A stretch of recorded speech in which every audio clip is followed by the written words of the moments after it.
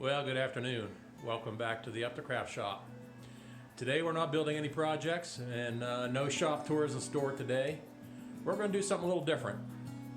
You know, if you've been following any of our videos through the past year or so, you'll see that we've recently relocated.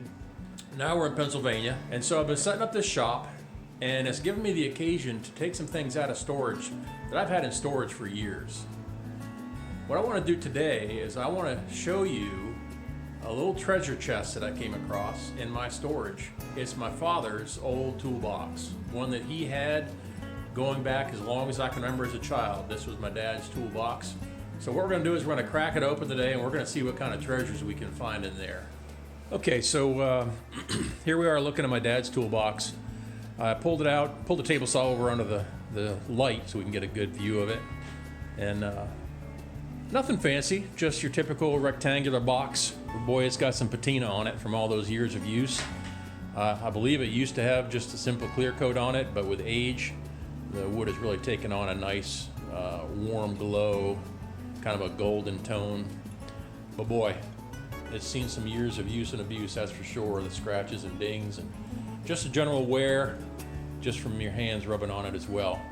Simple handles on the end, just a piece of 1x that was milled down and screwed onto the side, something to give your finger something to grab onto, a simple hinged box.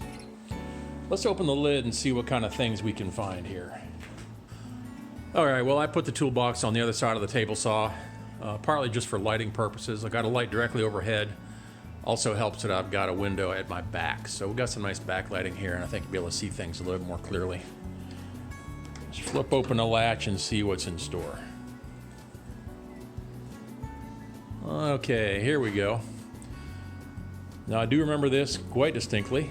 My father had an assortment of hand saws, and he made a little template up here with some turnbuckles where he could put each individual saw in its place every time he was done using it. That's a great way to take care of, maintain, and prolong the life of the sharpness of your hand saws, is to have a dedicated spot for them that can be protected and out of the way.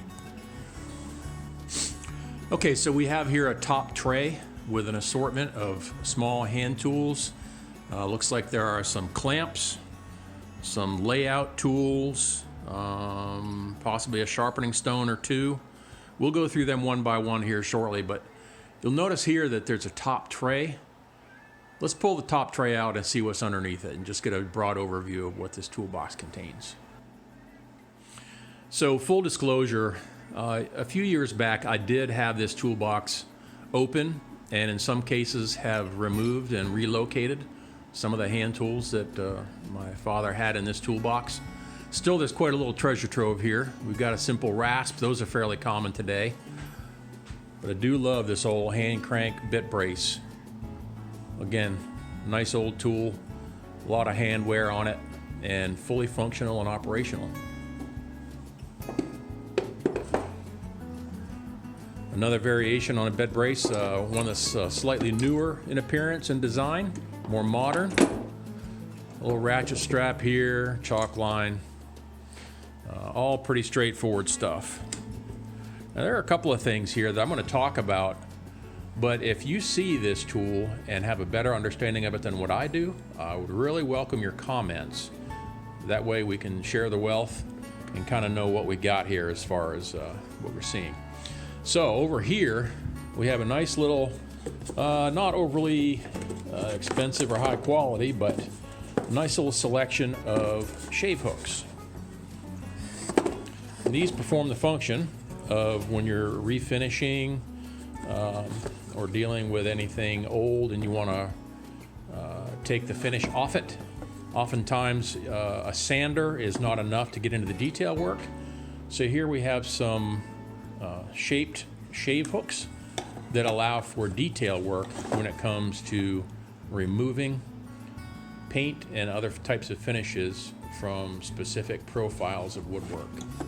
So that's a nice little set of tools I remember my dad using, and on occasion I have years ago. But again, it's been a number of years since I've looked in this box, and kind of neat to see what I come across, what I've forgotten about that I actually have from my dad.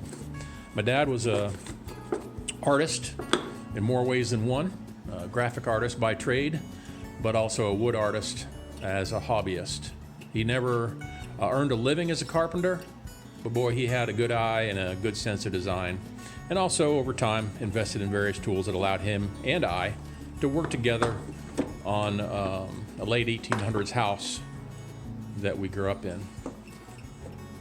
Here we have, wrapped up in an old canvas apron, is a series of, looks like chip carving knives, various styles and profiles. Pretty handy. Looks like they're in need of a good tuning up and sharpening. In some cases, a little bit of surface rust, like on this one blade here. We can easily fix that up shortly. But boy, it's nice to come across this. I had forgotten about this. We may be utilizing these chip carving knives on future projects that you will want to stay tuned for here in the UptaCraft shop. Okay, so the base of the toolbox, nothing overly exciting. Nice hand tools that, like I say, we'll be making use of. Let's go back and look at this top tray because there's some neat finds in there. All right, here we have a number of small C-clamps of various sizes and shapes, capacities, clearly designed for small detailed work, including even these tiny little C-clamps. I'm sure we're going to find a use for these as time goes on. Nice little selection there. Anywhere from 3 or 4 of each size should make it possible to do some nice little jobs with that. A couple larger ones here. Here's a nice, man, high quality combination square. If you see a nice thick blade, square edges, it's a nice quality unit that, boy, pretty uncommon to find in the big box stores these days. You might need to go to like a high-end woodworking catalog to find one of this quality. These are much more common, 30, 40 years ago. But here you see the combination square along with the center finder that uses the same blade. Those are, either one is removable, so you can use them independently or together. Of course, you got your hand scroll saw here. Here we have, it's in 2 pieces, but an old style marking gauge. This blade goes in the hole. This, of course, is adjustable with a ruler, so you can set this to a particular dimension and make a parallel scribe along the edge of a board at a set dimension. Nice thing to have here. Of course, you got your standard compass. It'll use a number 2 pencil, marking out small circles. A dowel center guide kit designed for various standard size dowels. Here on the back, it even shows you how to utilize them as far as transferring the center of a dowel from one board onto another. Nice little kit. There are more modern solutions to that, but still nice to have an old vintage kit. Looks like you got here, what do we have? I'm wondering, is that a glass cutter kit? Yeah, here we go. A diamond wheel glass cutter, along with a breaker ball on the end for snapping it off or twisting it off with these little teeth. So you have some assorted glass working tools here. Got some of the auger bits for the bit brace underneath. Oh yeah, here we go. This is a vintage scratch awl. Today they have some very fine and fairly expensive marking knives available, but nothing like going old school with a simple scratch awl. What do we have here? Oh, okay. Here we have a standard gouge, an adjustable gouge. What you have here is a V-shaped blade and a nice straight side on both sides. So along with a straight edge, this gives you the ability to make a V groove in virtually any kind of material, mostly wood.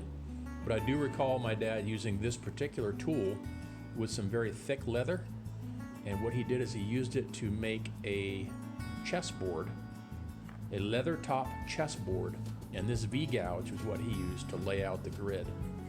So that, to me, is a personal treasure just because I still have that leather chessboard and have it on display in my home. What do we have here? Oh, okay, here we go. This is for, this basically replaces what would be a solid beam compass. Here we have the center marking trammel point to lay out the center of the circle. And this is this other point here, this marking point, is what essentially is a tape measure. So you pull the tape out to the set measurement, and there's a little spring-loaded clamp right here that keeps the tape open to the specific measurement. And then pivoting on this point now will mark the perimeter of the circle. So this is a nice handy little tool. It's kind of uncommon and can be used for laying out larger circles and arcs on large pieces of material like a sheet of plywood. We're definitely going to try to make a use of that. Okay, now here's a mystery for you. Now I know this has to do with some type of layout. There's a pair of them here. They're identical. It appears that there's the ability to clamp this onto a piece of material, say a piece of 1x or maybe a 2x or a piece of plywood. So this is a threaded clamping mechanism here. Then on this side, there's a knurled end on one, sharp point on the other, and then this tightening screw here evidently gives you the option to have this long knurled pin to be oriented in this direction, or to be turned 90 degrees and oriented parallel to whatever board it's clamped to. So, I do not have a clear recollection of the use of this particular tool.